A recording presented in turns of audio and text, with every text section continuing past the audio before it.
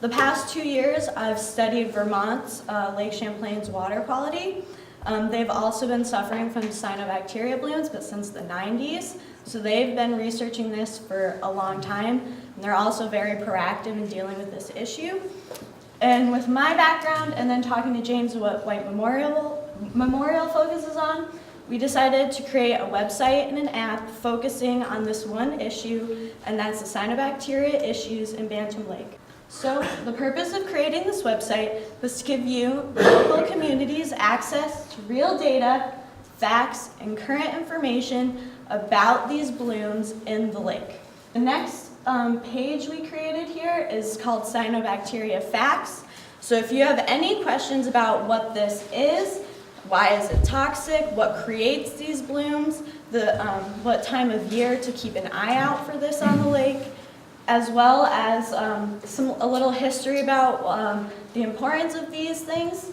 Without them, we would not be here breathing today, so it's that's really cool. And also some information about how Bantam Lake isn't alone. I mentioned Lake Champlain, but the Great Lakes and Lake Erie also have been dealing with this issue for a very long time. And there's links to all this information and data to all these sources on the website. This blooms page, even though it's not highlighted, has pictures of past blooms on the lake. So if you don't know what they look like, you can go there. And then the health risks and taking action page, you guys have already had a lot of questions about it. You can go directly to the health risks page, and it has links directly to the Connecticut Department of Health, their 2017 issue about cyanobacteria, everything that they have to say about it, as well as the CDC and the Environmental Protection Agency, how it relates to human health as well as animal health. If you eat fish from Bantam Lake and there's blooms occurring, you should be careful about how much fish you're ingesting. All of that information is found, again, in the health risks page. And the taking actions page is what can you do about it. And I will get to more of that information in a minute. But right now, I'll take you down a little further on the current page. So what you're going to see below the picture of Bantam Lake is an icon. And this icon is related to the current data that George is going to be collecting on the lake. And it also has information about how that is going to impact what type of recreational activity you can or may not be able to do for that particular day. You can click on the icon to get more information.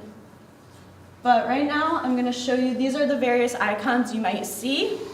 Again, they're all data-driven, and they relate to the lake's current conditions. So if you see the safe icon, the water is clean and fine for recreation. You can go swimming, skiing, whatever, fishing, you don't have to worry about. When you see the yellow light, it's a caution, and that means you should reconsider activities and limit your exposure to the lake. Again, we're just giving you information, but it's really up to you to make your own choices. And the red light means a posted advisory. You should not expose yourself or pets to the water. That means there's a lot of algae in the lake. And again, you can click on those for more information. Below this icon, what you see is a picture. These also relate to the stoplight and the icon. So visibility level 1, as you see up here, is most likely what you will see in the water column when the lake is safe. So if you see that on the page and you go to the lake and look at the water, it'll be mostly blue, all the green scum and all the bacteria will be at the bottom of the lake. But when it's most likely a posted advisory, you'll see a visibility level 3. So if you go out onto the lake at this time, you'll most likely see a scum and the bacteria fully mobilized throughout the water column. That's when it's unsafe to go in the water. Well, at least at that point, it's visually unsafe. We need more data about what type of algae is present and the toxins that they specifically release, because different cyanobacteria release different toxins. As Jamie said before, it's multiple that are in Bantam Lake that we have to deal with. And below that is just real data that George's collecting. So this explains why the icon is whatever it is. So this is just specific scientific data for you to look at if you're interested. Below that is just a little paragraph about what this all means and what the data represents. So now I'm going to take you to our health risks page. Only part of it though, this is an opening statement right at the beginning, mentioning just that cyanobacteria is natural. It's not good or bad, it's a balance. Overabundance is when their toxins are released in excess, and in this excess is when we can get sick, as well as animals. So that is just a little statement about that, and at the very end of the health risks page, you'll see this figure. And I created this figure, and it combines the Connecticut Department of Health's classification on blooms, so the category levels and their descriptions are all from the Connecticut DPH, and then I wanted to bring in how it relates to you guys. So you can look at this and understand exactly what's going on in the water. So when they say it's a category 1, the water has balanced factors for the most part, and the water's blue, you know, it looks clean and nice. So that means that there's not a lot of cell counts of the bacteria in the water. And what does that mean for you? That means you don't need to do anything and the water's fine. But when they say it's a category level 3, the water will most likely look blue-green, which means there's imbalanced factors in the water column. And that means that you have cell counts greater than 100,000. This information we're gathering directly from George, who's doing all this data. And then what does that mean for you? You probably should not expose yourself or pets to the water. And then for more information, I recommend you look through the health risks page. Again, it has links to lots of other sources.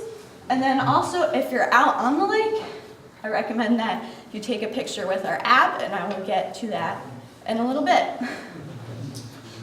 But now I'm going to take you to some figures on the taking actions page now.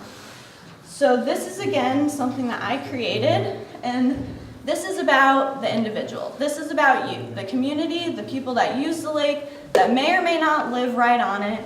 These are things you can do in your personal lives and your lifestyle decisions, in your yards, things that you can do to help leave a positive, long-lasting impact on the lake instead of a negative one. And making a change all starts with you, the individual. We can rely on the state agencies to a certain extent, but change starts with you, the people. Below that is a pyramid of what the state, local towns, and federal agencies, treatment options that they are currently figuring out which ones are the best. So right now, annually, these are things we do. We have option to do yearly septic system maintenance, copper sulfate water treatments. It also doesn't cost as much, but we really want to get to these long-term treatments. So implementing an aeration system and like having a public sewer system for the lake, those would be long-term goals that would be great for the lake, not only now, but implementing this for your future generations that will be hopefully using the lake as long as it's healthy. And then I wanted to bring you guys back to the homepage. This is more of what it looks like, again without the icon, but I wanted to note that there's also this little 3-tiered. This is actually an icon that you guys can click on, and it has actually even more pages that I've created. Seasonal fluctuation has links to charts that James has made, and those will constantly be updated. So you can take a look at that to also look at what's happening. Microscopic images of cyanobacteria is actual images of these guys. We went out on the lake, collected it. I looked at them under a microscope and took pictures. So if you're curious just to see what they look like, that's available. And again, a partners page that has links to everybody involved, like the BPLA and the Ski Club and many more. And then also a link to myself and James if you want to find out more information about us or want to get in contact with us and have any questions.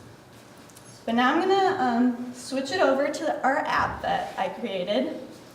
So this is our icon. What you will see in the Play Store, you can hopefully go just download it. It's just called Bantam Lake Cyanos, the same as the website.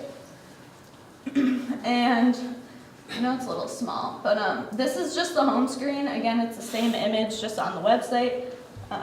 So that's just the home screen. And then you'll go to the forecast tab here at the bottom if you are looking at this on a phone.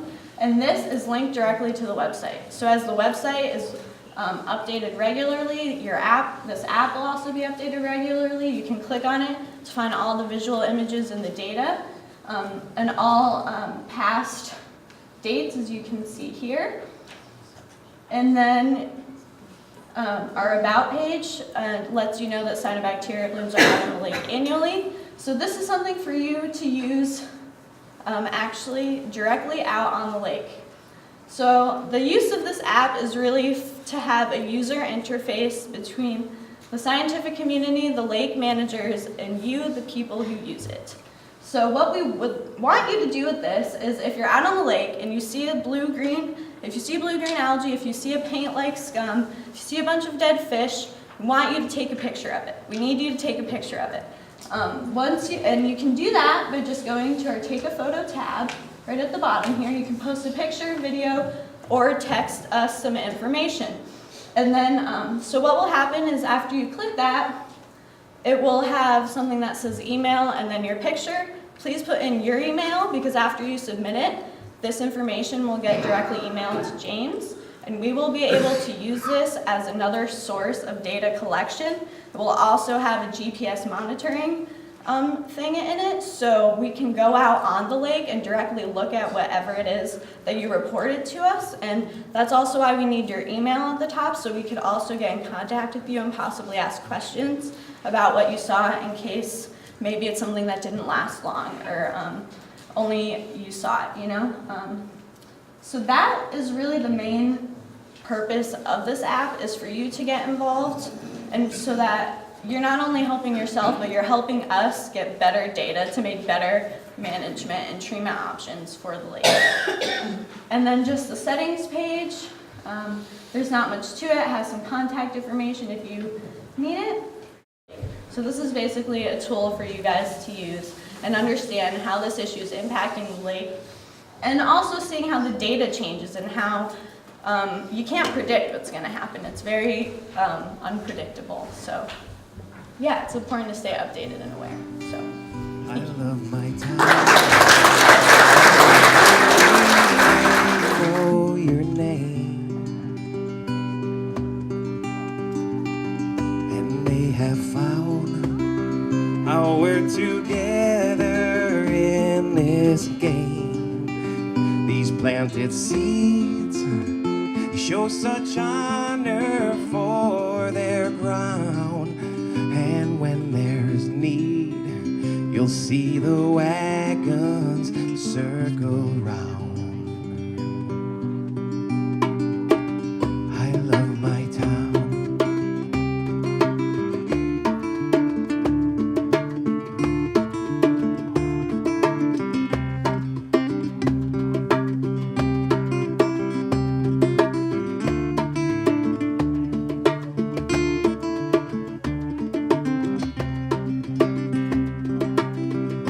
We are raised and we raise our kids, and that circles roll